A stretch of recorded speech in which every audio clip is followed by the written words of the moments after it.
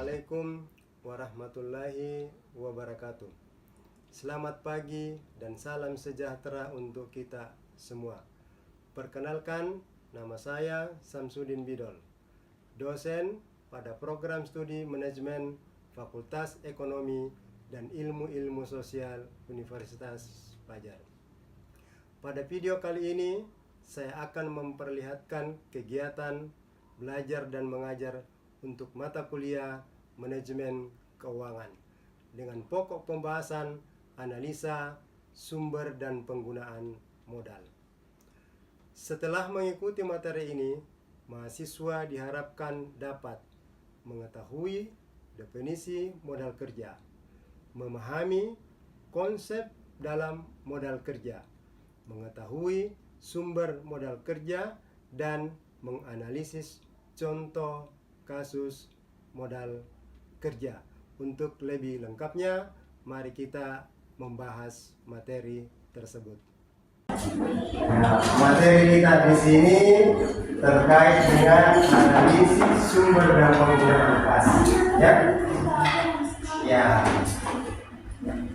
Sebenarnya materi ini kalau saya pernah ajar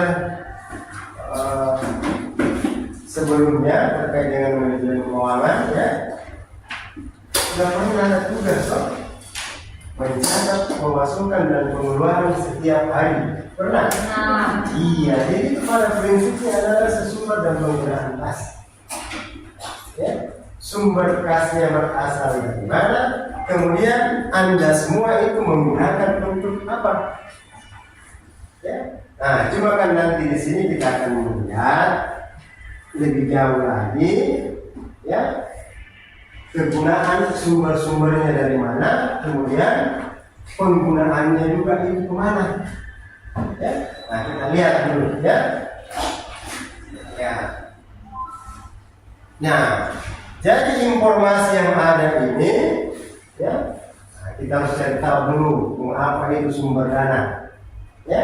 Nah, di sini diinformasikan bahwa sumber dana adalah penggunaan dana dalam artian sebagai kas.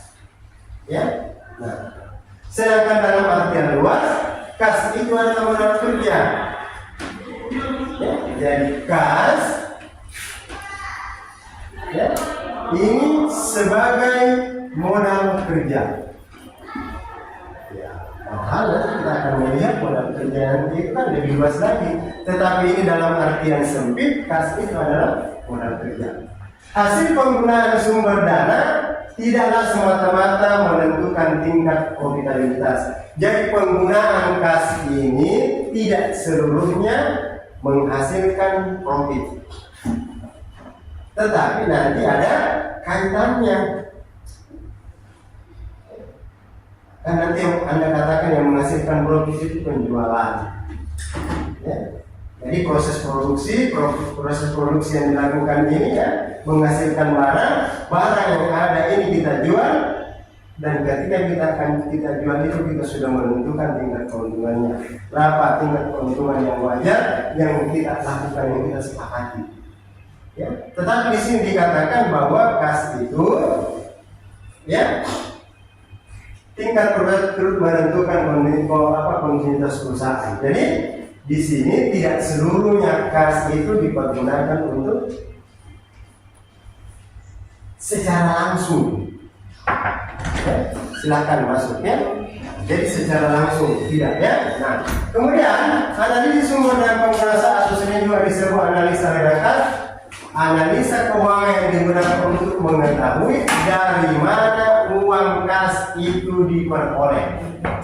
Nah, jadi kalau kita melihat ini di neraca, ini ada neracanya kita gambarkan neraca kita, Nah, di sini kan ada aktiva lancar terkait dengan adanya kas. Nah, kas yang ada ini sumbernya dari mana? Jadi dikatakan di sini aliran kas berasal dari mana? Digunakan untuk mengetahui dari mana dana didapatkan dan untuk apa dana itu digunakan. Nah, Jadi uang kas ini kita dapatkan dari mana? Dari mana sumbernya? Ya. Nah, ketika kita melihat di dalam neraca, di sini ada aktiva, ada juga pasiva. Jadi aktiva dan pasiva. Ya. Sumber dana atau sumber kas itu berasal dari pasiva. Apa yang isinya pasiva? Antara lain di sini ada yang namanya utang lancar.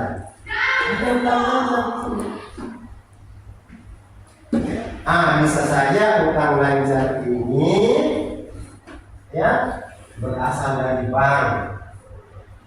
Ya. Bisa juga berasal dari pinjaman yang diberikan oleh pihak lain. Ya, ada juga bersumber dari misalnya kita dikasih bahan baku tetapi kita tidak menggunakan tidak dibayar secara tunai. Jadi sumbernya. Jadi ini aliran kas itu dilihat dari mana itu alirannya kas. Ya, makanya itu kan sering ditanya, kenapa diketahui itu kekayaannya si ini? Ini lihat aliran kasnya. Dari mana sumbernya aliran kas kita? Nah, laporan yang menggambarkan dari mana dana didapatkan dan untuk apa digunakan itu yang disebut dengan laporan sumber dan penggunaan dana. Ini tadi ini sumbernya. Ya, kemudian ini adalah penggunaannya. Sumbernya bisa dari utang lancar, bisa utang jangka panjang, dan bisa juga bersumber dari modal. Sumbernya, ya, kayak tugas Anda yang pernah saya sudah berikan, sumbernya dari mana? Dari beasiswa, dari beasiswa orang tua, dari kakak ketemu gede. Kan bisa saya sumber-sumbernya itu. Penggunaannya apa? Oh, untuk bayar kuliah, bayar sewa rumah, operasional setiap hari makan dan minum. Penggunaannya. Ya. Nah, inilah semua akan dianalisis. Cocokkah penggunaannya? Nah, makanya analisa Bapak tempoh hari yang lalu itu ya. Anda diberi uang oleh orang tua Anda, bukan orang tua kita, ya. Orang tua Anda ya, harus sesuaikan dengan penggunaannya. Kalau dikasih terima untuk bayar SPP, ya bayar SPP. Kalau dikasih terima untuk operasional setiap hari, itu setiap hari. Ya. Jangan nanti disalahgunakan penggunaannya, ya. Nah, jadi itu ya. Ini hal kita terkait dengan pengertian sumber dana, ya. Nah, selanjutnya dalam upaya untuk menyusun laporan sumber dan penggunaan dana, langkah yang harus dilakukan adalah membuat perubahan neraca. Nah, jadi ini nanti neraca dikatakan di sini disusun dari neraca dari 2 tahun berurutan. Oh, jadi ada neraca di sini taruhlah misalnya 2020 dengan 2021. Ya. 2020 dengan 2021. Kita akan melihat di situ angka-angka yang ada pada tahun 2020 dan angka-angka yang ada di tahun 2021. Ya. Laporan ini menggambarkan perubahan dari masing-masing elemen neraca. Nah, tentunya kan di sini ya, kalau kita melihat ya, apa saja isinya? Ya, di sini sudah ada kas, kemudian ada bank, kemudian ada piutang, ya, kemudian ada persediaan, ya, apalagi iklan dibayar di muka dan seterusnya ya. Nah, angka di tahun 2020 berapa? Angka di tahun 2021 juga berapa? Ya, Jadi kalau misalnya di sini di 2020 taruhlah misalnya 110 dalam jutaan rupiah misalnya ya. Nah, di 2021 berubah menjadi 120. Ada peningkatan. Nah, peningkatannya itu harus dijelaskan sumbernya dari mana. Nah, sumber peningkatannya ini ya ada dua. Ya, ada internal perusahaan dan ada eksternal perusahaan. Kalau eksternal perusahaan, salah satu yang menyebabkan itu adalah utang. Karena ini kita berbicara dengan kas, jadi ada utang yang kita dapatkan ya, dari sumber eksternal. Oh, bisa saja ada obligasi, ya, ada saham yang masuk, sehingga kita berubah kenaikannya. Ya, sumbernya dari luar perusahaan. Kemudian ada juga sumbernya dari dalam perusahaan. Apa yang dari dalam perusahaan? Ada keuntungan. Ya, jadi sumbernya dari keuntungan. Apalagi sumber dari dalam perusahaan? Ahli-ahli tadi itu ketika kita menyusun neraca ini dengan lengkap, ada aktiva tetap kita. Aktiva tetap kita itu mengalami yang namanya penyusutan. Jadi dalam penyusutan itu apalagi yang bersumber dari internal perusahaan, bisa jadi terjadi penjualan aktiva. Ada penjualan aktiva. Nah, itu kalau misalnya posisi kas kita ini naik. Kalau misalnya kita balik, di sini 120, di sini 110. Apa yang menyebabkan? Jadi perubahan ini harus dijelaskan. Apa penyebabnya? Jadi apa penyebabnya? Misalnya berkurangnya kas kita, bayar utang, mengurangi kas kita. Jadi makanya waktu saya kasih tugas itu, coba kerjakan saya tugas, nanti kita pada masanya nanti kita akan jelaskan itu apa maksudnya itu. Ya, sekarang itulah maksudnya. Jadi sudah jauh hari Bapak sudah kasihkan tugas kepada Anda. Nanti hari ini kita jelaskan penggunaannya ada di saya. Ya, dan kita bayar utang, menyelesaikan utang-utangnya perusahaan. Itu berkurang. Apalagi boleh jadi perusahaan melakukan pembelian. Kita beli aktiva. Kan di sini kita akan hanya kas yang kita akan melihat. Analisa sumber dan penggunaan kas. Jadi kalau tadi ia meningkat, apa menyebabkan meningkat? Kalau ia menurun, apa yang menyebabkan ia menurun? Ya. Dan kalau kita melihat di perusahaan itu, makanya ketika akan melihat misalnya 5 tahun terakhir ini, apa perubahan-perubahan? Jadi jelaskan perubahan-perubahan itu. Ya. Jadi kalau misalnya ada yang melakukan penelitian terkait dengan analisa sumber dan penggunaan kas, ya, jangan dikatakan naik turun, ya, tapi dijelaskan naik turunnya. Apa yang menyebabkan naik turun? Ya, kalau kita pakai bahasa skripsi, ya, yang usahakan naik turun, berfluktuasi. Apa yang menyebabkan dia berfluktuasi? Ya, kadang naik, kadang turun, naik lagi, turun lagi, ya. Jadi, ataukah misalnya terjadi, ya kalau gini kan naik turun, terus terjadi kenaikan, terus bisa terjadi penurunan. Jadi ini semua ini, kalau misalnya di tahun 2021 naik, apa yang menyebabkan? Dijelaskan itu apa sebabnya. Jadi tadi di situ penjelasannya, kalau kas tidak naik, oh ada pendapatan yang didapat oleh perusahaan, ada penjualan yang dilakukan oleh perusahaan secara tunai, ada penjualan aktif yang dilakukan oleh perusahaan. Kalau dia naik, kalau dia turun, dijelaskan juga punya, oh banyak membayar utang perusahaan kita bayar secara tunai. Kita melakukan perusahaan memberikan pembelian, ya, melakukan pengadaan, pembelian barang-barang aktiva yang dibutuhkan oleh perusahaan.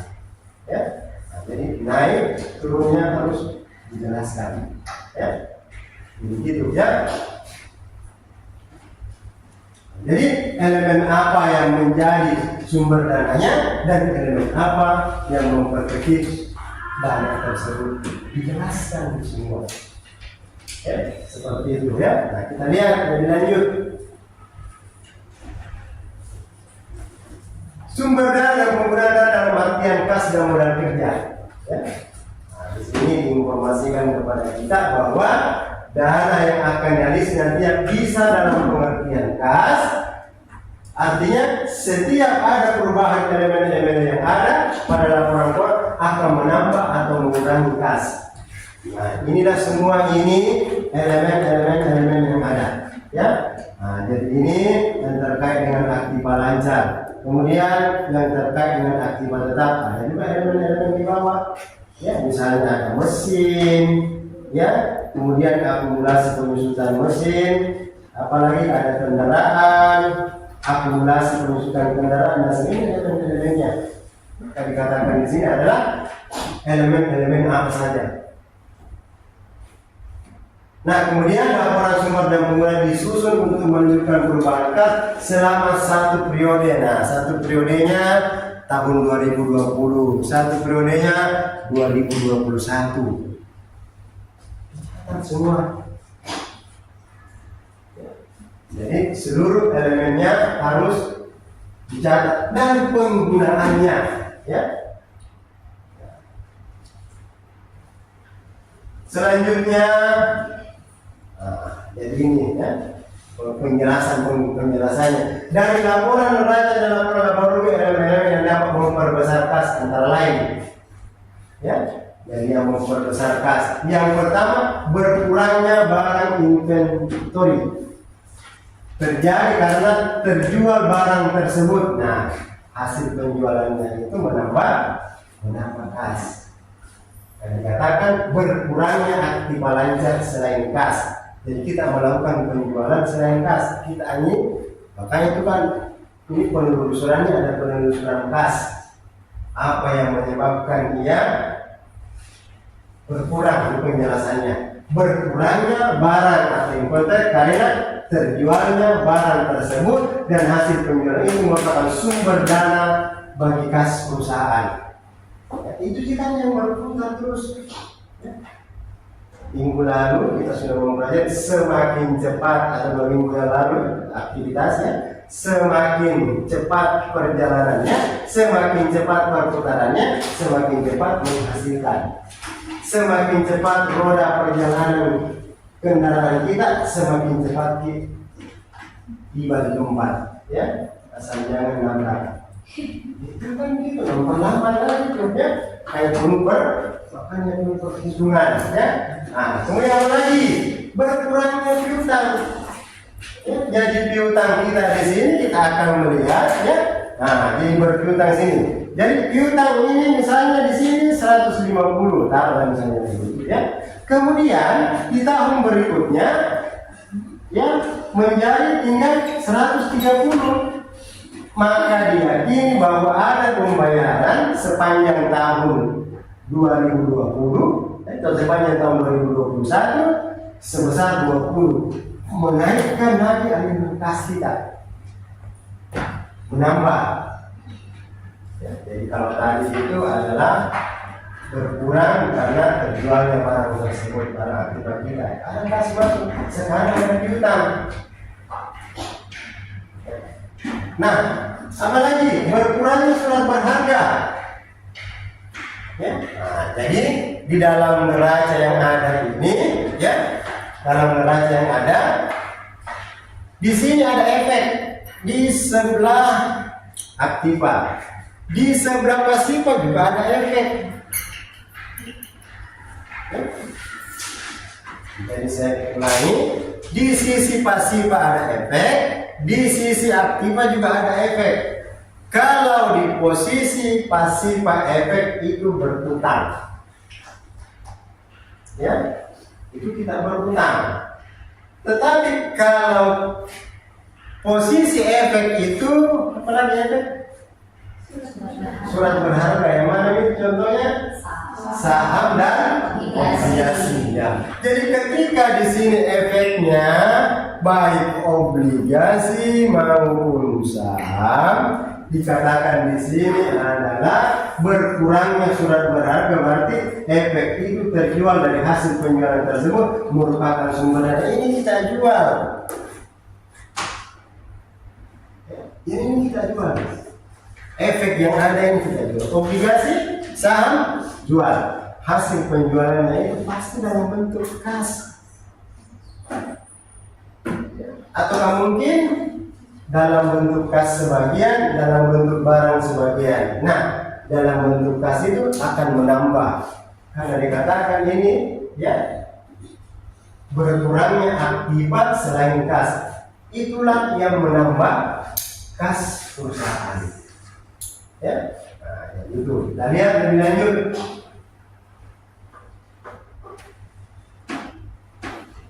Nah, jadi ini kita berbicara di sisi aktiva tadi. Nah, sekarang kita berbicara di sisi pasifa.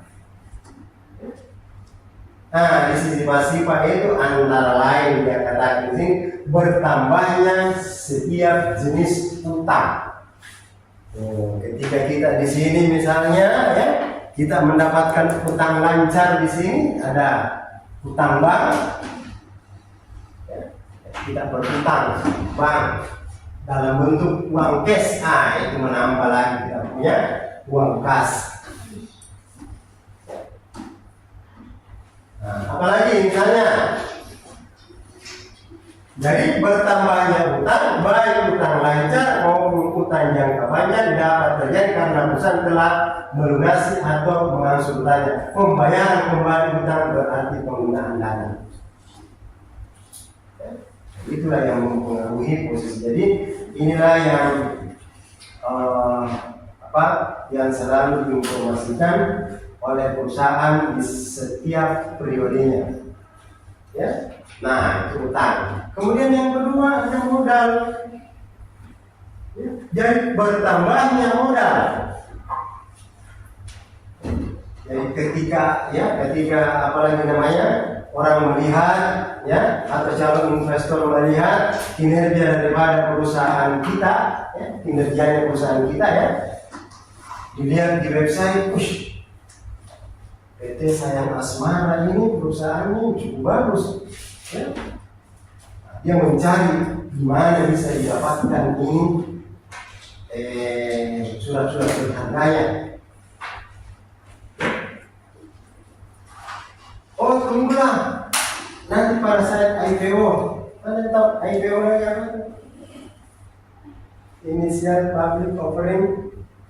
Oh, rupanya kita tidak belajar pasar modalnya. Jadi ketika emiten ini, ya, jadi emiten ini perusahaan kita ini mencari modal, ya, dia membuat saham dan obligasi. Nah, hasil penjualan saham dan obligasi itulah menambah modal perusahaan. Ya, itu menambah kasnya, menambah modal berarti menambah kas. Ya. Karena kita sudah memahami, pastilah kalau obligasi dan saham terjual ini, pastilah uang cash yang masuk di perusahaan menambah lagi. Ya. Apalagi di sini diinformasikan adanya keuntungan dari operasional perusahaan. Ya. Nah, jadi ketika di sini kita melihat laporan laba dan rugi perusahaan, mulai dari penjualan, harga pokok penjualan, ya, kemudian kita dapat keuntungan kotor, kemudian ada biaya-biaya, kemudian kita dapat yang namanya EBIT. Terus ingat lagi apa lagi EBIT? Iya, keuntungan sebelum bunga dan pajak. Nah, terakhir setelah kita keluarkan EBIT apa ya? Setelah kita keluarkan daripada interest and tax-nya, maka dapatlah kita melihat yang namanya keuntungan bersih atau earning after tax. Nah, earning after tax inilah menjadi keuntungan perusahaan. Ya, itulah menambah lagi kasnya. perusahaan. Ini yang berputar terus. Jadi sepanjang perusahaan ini menghasilkan, berputar secara terus-menerus, itulah yang menghasilkan keuntungan bagi perusahaan. Nah, kemudian selanjutnya tadi saya katakan aktiva tetap yang ada ini, di sini ada mesin, ya, di sini ada akumulasi penyusutan mesin. Berapa akumulasinya? Hingga kita melihat di sini, ketika mesin ini misalnya harganya 100 juta, ya, jadi 100 juta harga mesinnya. Mesin ini dengan menggunakan metode garis lurus misalnya ditetapkan selama 10 tahun. Ya, maka kita membuat penyusutan 100 juta dibagi 10 sama dengan berapa? 10 juta per tahun.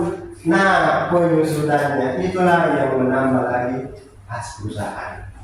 Ya, jadi berkurang nilainya.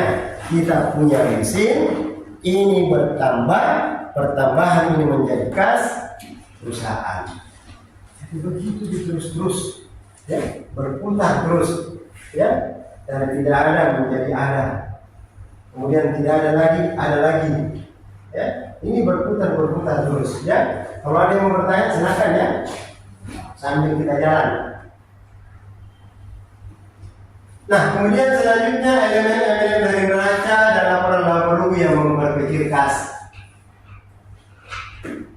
Ya, nah, bertambahnya aktiva lancar dapat terjadi karena pembelian barang. Nah, kalau kita melakukan pembelian barang, kan, apalagi kalau secara tunai, akan mengurangi kas. Bertambahnya aktiva tetap dapat terjadi karena pembelian aktiva tetap dan pembelian aktiva merupakan penggunaan dana. Jadi seluruh pembelian yang dilakukan baik aktiva lancar maupun aktiva tetap ini mempengaruhi kas yang ada dalam perusahaan. Jadi setiap pembelian pasti mengurangi kas, setiap penjualan pasti menambah kas, itu saja, ya. Jadi kalau ada yang mau bikin skripsi seperti itu, silakan saja bikin, tinggal dianalisis, ya. Jadi seperti itu, ya. Nah, kemudian selanjutnya adalah setiap berkurangnya jenis utang yang dimiliki oleh perusahaan pasti menggunakan kas. Nah, itulah yang menyebabkan terjadinya perubahan kas. Nah, ini kan dilaporkan semua, ya. Maka aliran kas itu, ya, jadi nantinya aliran kas ini nih, ya, yang ada di sini harus sama dengan buku besar kas. Jadi kita lihat buku besar kas ini alat kontrolnya, ya. Jadi ketika Anda belajar akuntansi di semester 1 ya yang lalu, ya, nah, Anda belajar di situ proses akuntansi, ya, perhitungannya bla bla bla bla bla bla, ya. Nah, di buku besar kas inilah nanti saldo yang ada di sini akan nampak sama dengan saldo yang ada di sini. Ya, jadi akhiran yang kas itu ditelusuri. Kenapa bersaldo 120 nih, atau kenapa bersaldo 110 ditelusuri, ya. Nah, di sini ada pembelian yang dilakukan, ya. Ada pembelian, kemudian ada penjualan yang menghasilkan kas. Jadi seluruh elemen-elemen yang terkait dengan kas masuk ke dalam buku besar kas. Nah, nanti di situ berapa saldonya dicocokkanlah di dalam neraca yang ada, ya. Nah, jangan dipaksakan, nanti seimbang. Ada yang mau ditanyakan silahkan ditanyakan. Tapi kalau Anda sudah lapar, kita tinggalkan ruangan. Ya, oke, sekira itu, ya. Sekian video kegiatan belajar dan mengajar mata kuliah manajemen keuangan. Atas perhatiannya, saya ucapkan banyak terima kasih. Assalamualaikum warahmatullahi wabarakatuh.